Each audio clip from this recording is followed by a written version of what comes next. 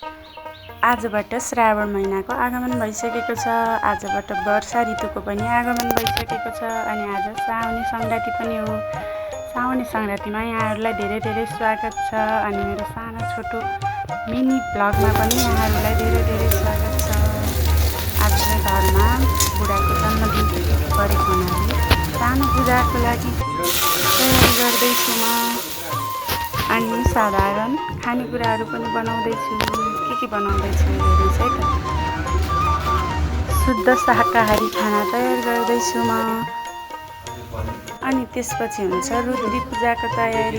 श्रावण महिनामा रुद्री पूजा लगाइन्छ नि त। हाम्रो परम्परा अनुसार श्रावण महिना शिव भगवानको लागि विशेष महिना पनि मानिन्छ नि त। श्रावण महिना विशेष गरी शिव भगवानको लागि विशेष महिना पनि मानिन्छ।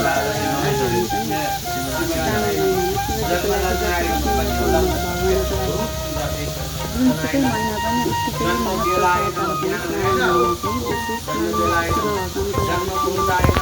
अनि हामीहरू पनि व्रत बस्ने पूजा आराधना गर्ने यही महिना हो शिव भगवानको लागि।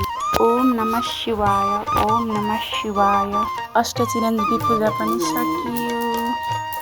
भिडियो चाहिँ उहाँलाई थाहा नदिकन बनाएको हो। यो चाहिँ उहाँलाई भिडियो धेरै खिचेको मन पर्दैन नि त। पूजा पनि सम्पन्न भयो। जय शम्भो।